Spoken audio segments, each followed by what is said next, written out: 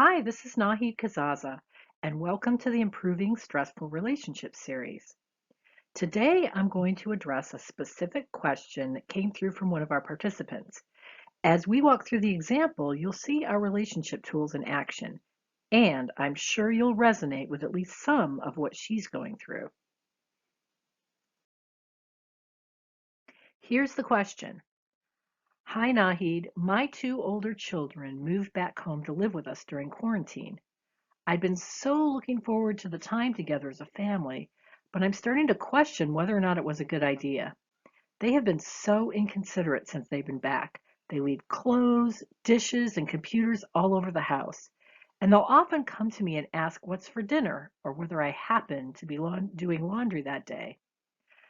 I've asked them repeatedly to pick up after themselves. I've suggested that we take turns making meals or at least cook together. Now that school started, they're online all day in classes, and my daughter's stretching the limits on safer at home by going to visit her friends in the evenings, where I'm sure they don't wear masks. I get so angry sometimes just wishing that they weren't here.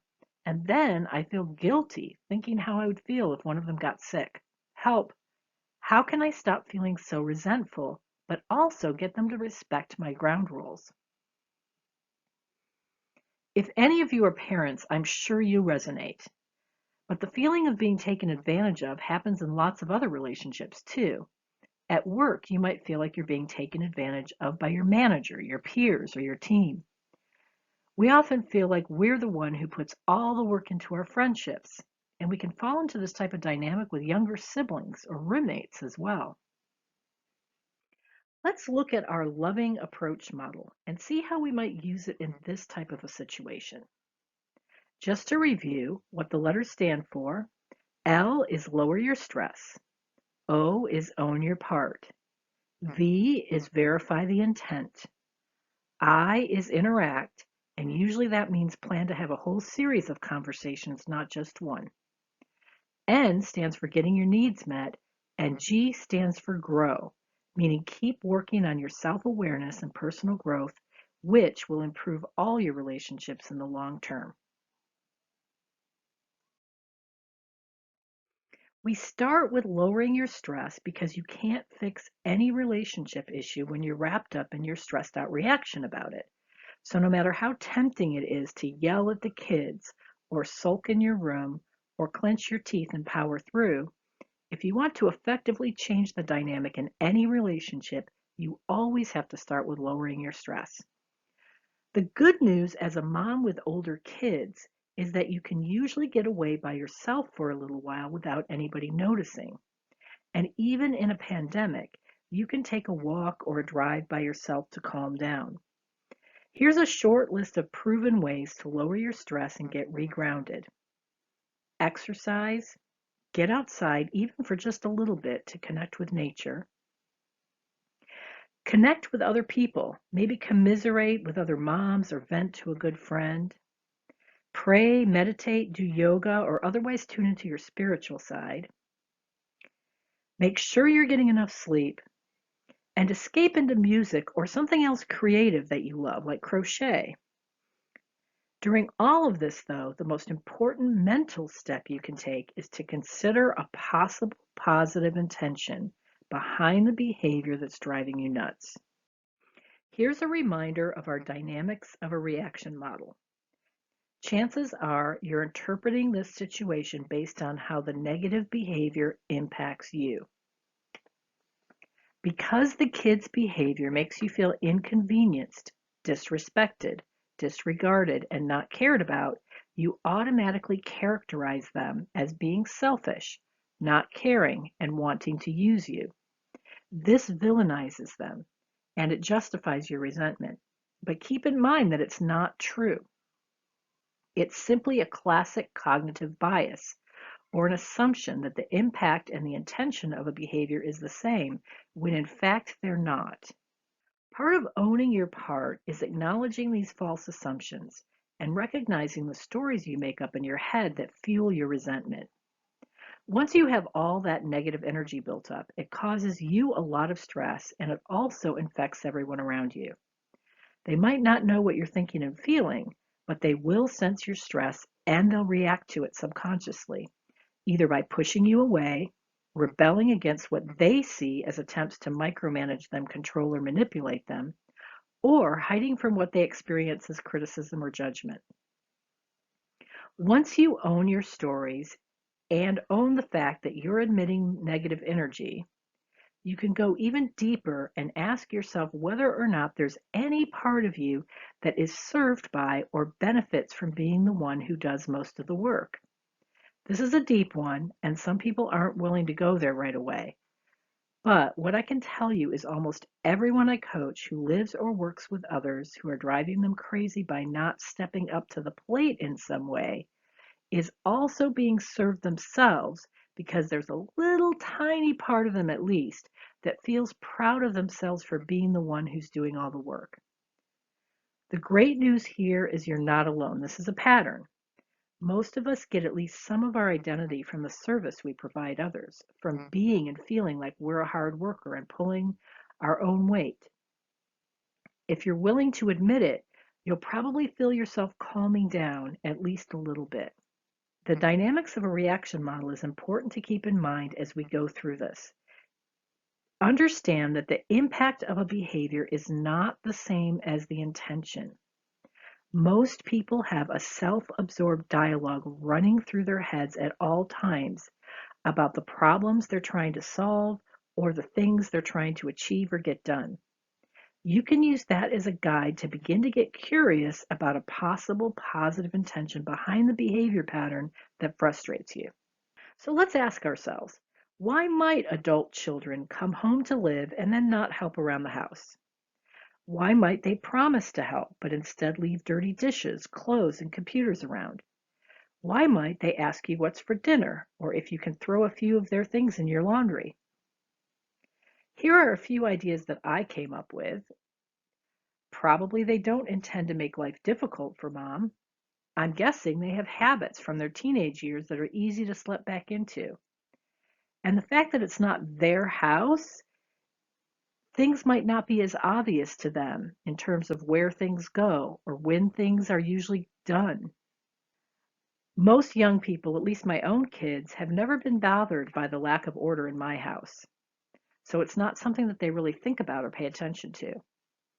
And kids are generally used to mom running everything. So they don't usually think about stepping up and taking the initiative. Keep in mind that you don't have to guess right. You just have to come up with something that seems possible to you. In the next step, you'll be asking and finding out the truth.